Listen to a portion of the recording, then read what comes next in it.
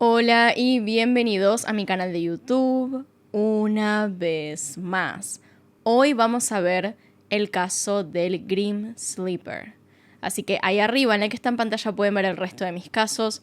Acá abajo tienen mis redes sociales por si quieren seguirme en alguna de ellas. Y sin nada más que decir, comencemos.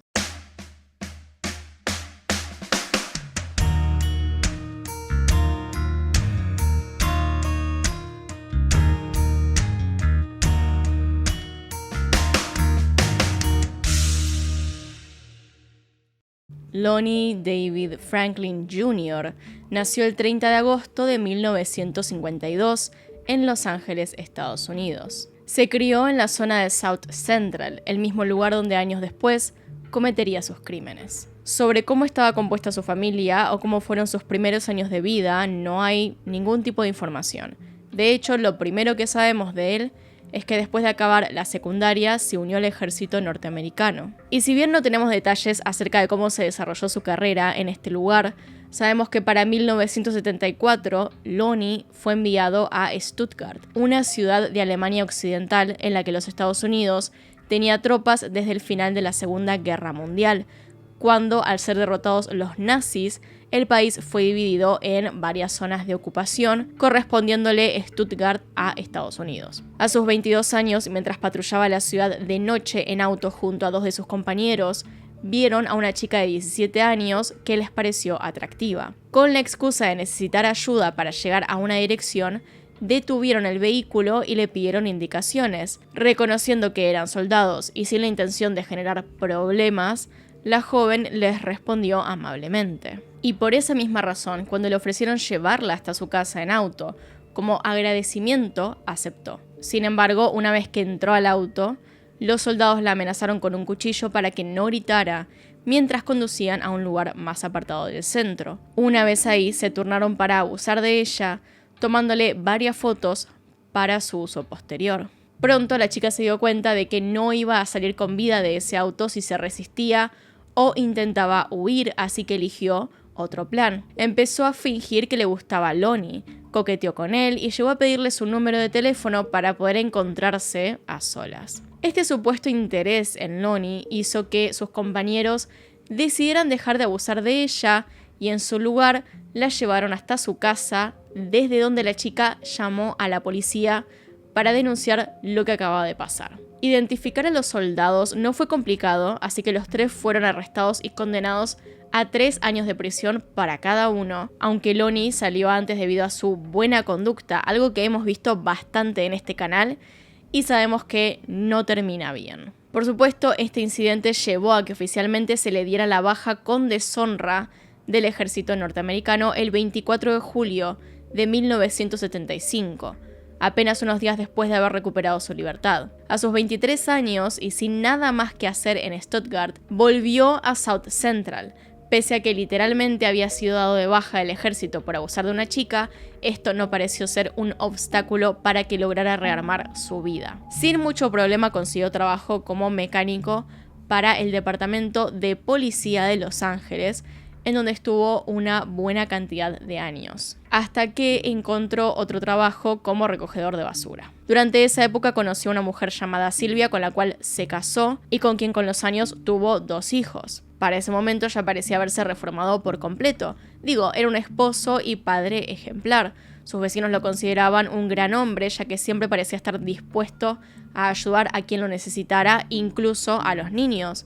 Era común que los más chicos del barrio fueran a buscarlo a él a su casa para que los ayudara a arreglar sus bicicletas. Así que imaginen la visión que tenían los demás de él.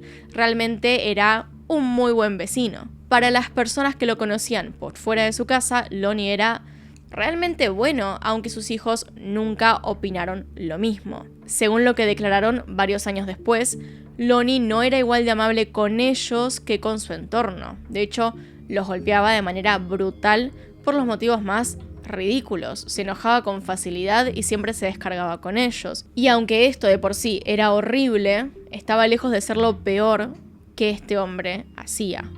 La segunda parte de la década de los 80 fue una época bastante complicada para South Central. En ese tiempo, la violencia había aumentado considerablemente debido a dos grandes razones. Había pandillas y drogas, en especial estamos hablando de crack. El aumento del consumo y venta de sustancias ilegales como esa por parte de las pandillas tuvo un impacto directo en la violencia de la zona, que aumentó gracias a los conflictos entre los grupos. Bastante rápido, South Central se convirtió en un lugar peligroso en el que los homicidios eran sumamente comunes. Y si bien en un principio únicamente se atribuía a las pandillas, no era algo que fuera exclusivamente su culpa. Personas como Lonnie habían empezado a aprovecharse de la ola de violencia para cumplir sus fantasías más oscuras y disimular lo que hacía. Lonnie empezó a acosar, tomaba su auto y salía a las zonas más peligrosas de la ciudad para acercarse a mujeres de todas las edades que, al igual que él, eran afrodescendientes, y empezaba a hablar con ellas. Siempre se trataba de mujeres en situación de vulnerabilidad, ya fuese porque ofrecían servicios sexuales a cambio de dinero o porque eran adictas a sustancias ilegales. Estas mujeres eran más susceptibles a ciertos engaños. Él les prometía un buen pago, comida o incluso drogas. A la primera mujer que logró engañar de esa forma fue a Debra Jackson, la noche del 10 de agosto de 1985. A esta mujer de 29 años y madre de 2 hijos, la recogió en las calles de un barrio llamado Vermont Slauson de South Central, que de por sí se caracteriza por ser una zona en la que en su mayoría solo viven personas afrodescendientes. Era bastante tarde cuando Debra salió del departamento de una de sus amigas y se dirigió a la parada de colectivo para llegar a su casa. Sin embargo, nunca lo hizo, nunca llegó. Mientras esperaba por el transporte, un auto se detuvo y le ofreció llevarla a su casa, cosa que evidentemente no hizo. Al día siguiente, el cuerpo de esta mujer sería encontrado en un callejón abandonado. Había recibido 3 disparos en el pecho y además había sido atacada sexualmente en varias ocasiones. El caso impactó severamente a la población de South Central, pero no a la policía. Desde hacía ya un tiempo, el Departamento de Policía de Los Ángeles había empezado a manejar la posibilidad de que hubiese por lo menos un asesino serial operando en la zona sur de la ciudad. Y la muerte de Debra les hizo convencerse todavía más de la teoría. Después de un mes de investigación sin poder avanzar, llegaron a la conclusión de que había sido víctima del asesino serial al que se referían como Southside Slayer, el asesino del lado sur. Según la información que manejaban las autoridades, ese criminal era responsable de apuñalar y estrangular a 13 mujeres que se dedicaban al trabajo sexual entre 1983 y 1985, siendo considerado el de Debra como uno de estos. Popularmente, estos crímenes se empezaron a conocer como los Strawberry Murders, o en español los crímenes frutilla, ya que frutilla era un término que se utilizaba para nombrar a trabajadoras sexuales. Esto se convirtió en un tema bastante más serio cuando en septiembre de 1985 las autoridades del Departamento de Policía de Los Ángeles dieron una conferencia para solicitar la colaboración de las personas. Esperaban conseguir de esta forma algún tipo de pista sobre quién estaba tras los ataques. Sin embargo, la investigación no parecía muy seria. Más bien parecía que la policía estaba más ocupada con el caso de Richard Ramírez, el Night Stalker, otro asesino serial que había empezado a atacar en 1984 y seguía activo para aquel momento en el área de Los Ángeles y San Francisco. Hay que tener en cuenta la época, la cultura y el lugar donde todo esto se da, porque a diferencia de las víctimas de Southside Slayer, las víctimas de Richard Ramírez eran lo que se conocían como personas de bien, y muchos consideraban que a las autoridades les importaban más las víctimas de Richard Ramírez que las de South Central,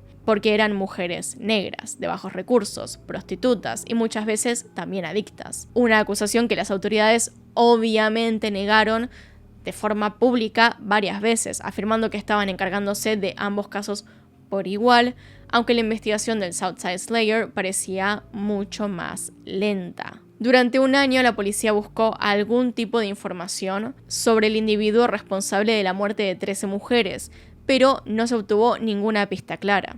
Para principios de 1986, las autoridades del Departamento de Policía de Los Ángeles se dispusieron a subir la recompensa. Pasaron de ofrecer $10.000 a quien colaborara con la investigación a ofrecer $25.000 en un intento de obtener mayor participación ciudadana. Mientras todavía investigaban la muerte de Debra y otras mujeres, el 12 de agosto de 1986 encontraron el cuerpo sin vida de otra mujer en las calles de South Central. Al igual que en el caso de Debra, a esta mujer que fue identificada como Henrietta Wright, de 35 años, le habían disparado en el pecho 2 veces. Al momento de ser encontrada estaba descalza y la habían tapado con una manta, mientras que en la boca tenía una especie de mordaza. Los casquillos de las balas no estaban. Junto a ella, en el piso del mismo callejón, se encontró a un hombre llamado Thomas Sylvester Steele, la única víctima masculina de este hombre, que según lo que teorizan los investigadores había sido asesinado por intentar ayudar a Henrietta,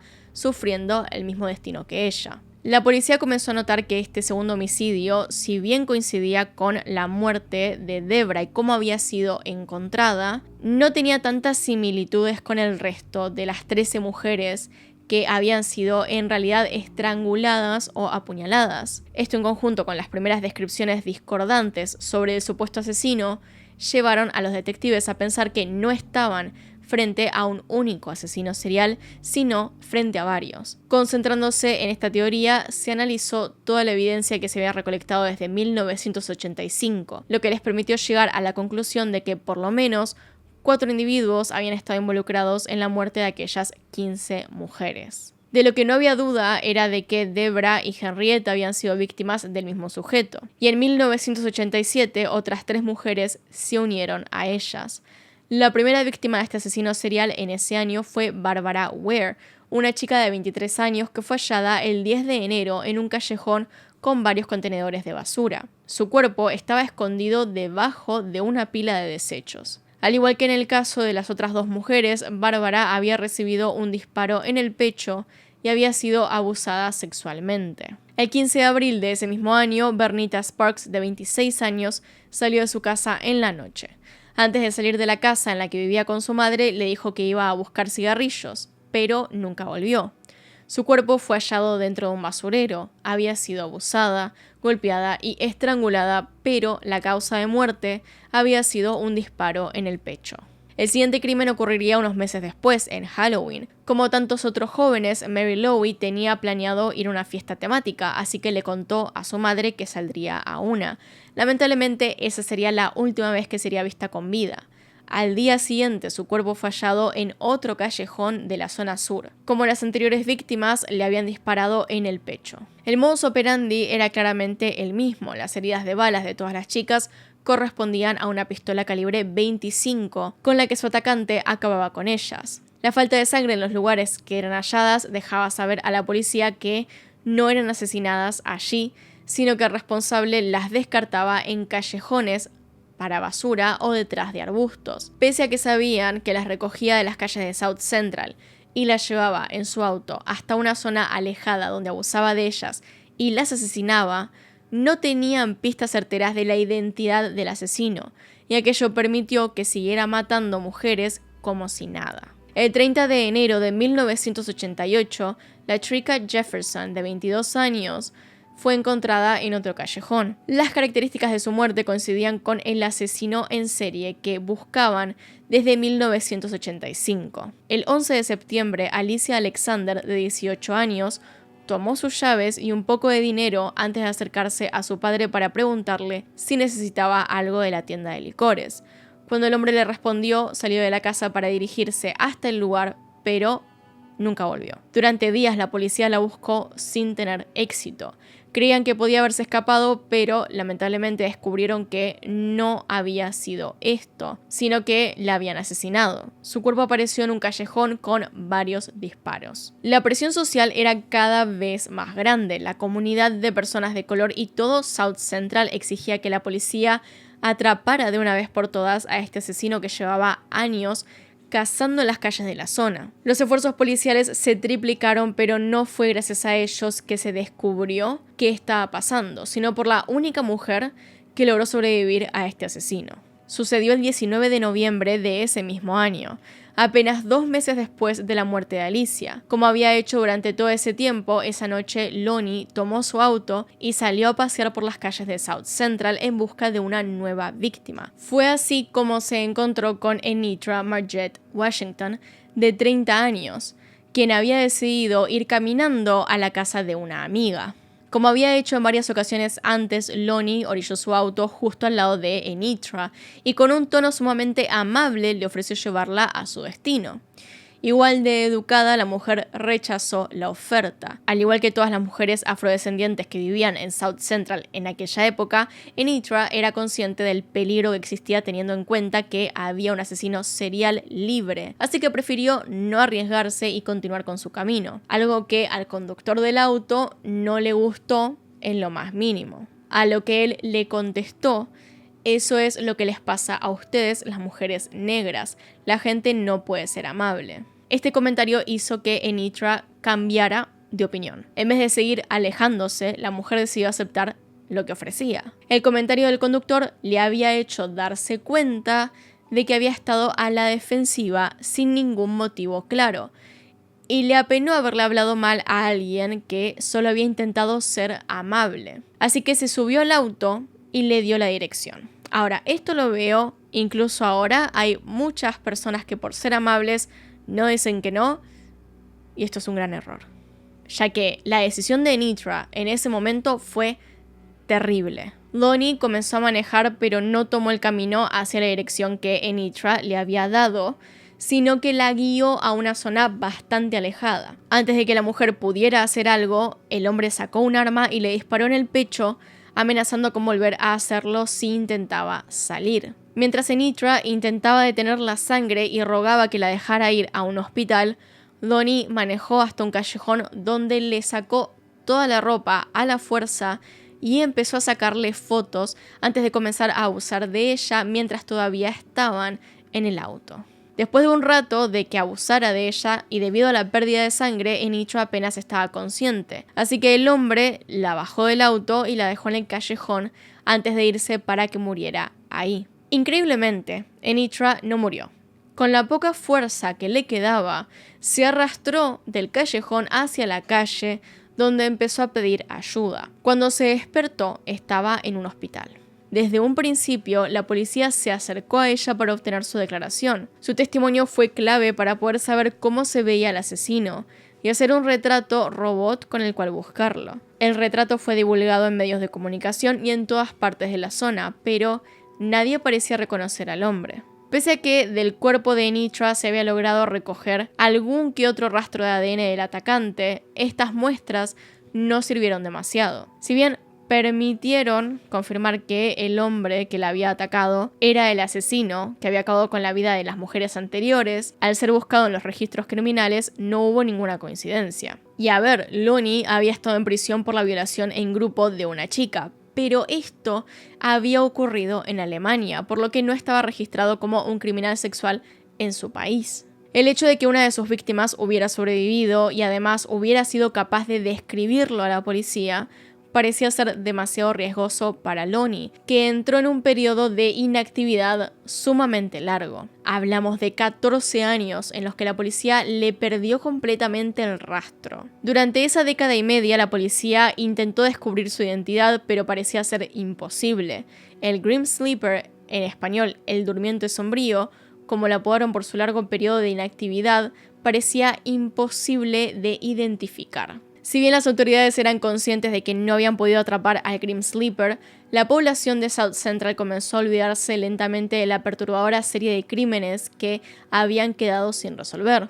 Fue en diciembre del 2001 cuando su figura volvió a aparecer en los medios locales, específicamente después del 21 de ese mes, cuando Princess Berthomew, una chica de 15 años, desapareció. Durante meses, su caso fue portada en todos los medios. La adolescente era buscada incansablemente por la policía sin que se supiera realmente qué había pasado con ella. Fue recién el 9 de marzo del 2002 que la encontraron, lamentablemente ya sin vida. Su cuerpo fue hallado en un callejón escondido tras unos arbustos. Había sido golpeada y estrangulada, pero la forma y el lugar en el que había sido descubierta llamó la atención de los detectives más antiguos. Les recordaba mucho al Grim Sleeper. La prensa local también había llegado a esta misma conclusión. El modus operandi recordaba al asesino de los años 80, y rápidamente aquella hipótesis se hizo pública, aterrando a toda la zona. Con la presión nuevamente en ellos, la policía tomó la decisión de quitarse la duda de inmediato, comparando muestras que se habían hallado en el cuerpo de Princess con las de las víctimas anteriores que le adjudicaban al Grim Sleeper. Tras 2 semanas de espera se confirmaron sus sospechas. El asesino había vuelto a atacar. Y en el verano del 2003 volvió a hacerlo. El 11 de julio el cuerpo de Valerie McCorvey, de 35 años de edad, fue hallado en uno de los callejones de South Central. Al igual que en el caso de Princess, Valerie había sido golpeada y ahorcada, además de abusada sexualmente. Si bien tenía muchas similitudes con el caso de Princess, entrevistando al entorno de la mujer descubrieron que tenía una relación sumamente tóxica con su expareja y durante un tiempo lo consideraron el principal sospechoso. Sin embargo, al volver a analizar la evidencia, descubrieron una muestra de ADN masculino que coincidía con el hallado en el cuerpo de Princess y las demás víctimas, por lo que la hipótesis quedó descartada. Grim Sleeper había vuelto y, como en la primera investigación, no parecía haber formas claras de atraparlo. Durante los siguientes 4 años, atrapar a este asesino serial se volvió esencial para el Departamento de Policía de Los Ángeles, pero eso no significó que tuvieran éxito. El asesino volvió a entrar en un periodo de inactividad que acabó el primer día de enero del 2007, cuando un hombre que vivía en la calle descubrió un nuevo cuerpo. Se trataba de Janicia Peters, de 25 años. A diferencia de las otras 2 víctimas recientes, Janicia había recibido disparos tanto en su espalda como en su pecho. A través de los restos de saliva recogidos en el cuerpo de Janicia, la policía pudo conectar su homicidio con los de otras 11 mujeres en Los Ángeles, siendo el primero de 1985. Sin embargo, pese a que intentaron encontrar una coincidencia en las bases de datos estatales y federales de criminales, no se encontró ninguna coincidencia. Estaban igual de lejos que antes de atrapar al Grim Sleeper. La policía seguía sin tener pistas claras sobre la identidad de este asesino, así que en septiembre del 2008 decidieron volver a aumentar la recompensa que ofrecían a cambio de algún tipo de información. De $25.000 pasó a $50.000.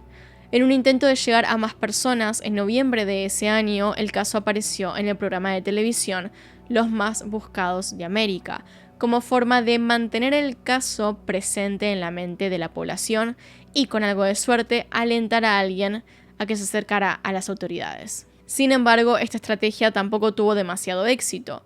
Las pocas personas que habían dicho tener información sobre el caso o bien mentían o la información era tan poca que no permitía hacer ningún avance serio en la investigación, por lo que durante los siguientes 2 años siguieron centrándose en las muestras de ADN, aunque buscar en bases de datos nacionales demostró no lograr ningún avance, así que en 2010, tras una serie de intentos fallidos, se intentó una técnica que recién se estaba aplicando a casos como este. Básicamente se trataba de genealogía, genética, es decir, buscar en las muestras de ADN recogidas ciertos marcadores familiares que pudieran coincidir con otras personas.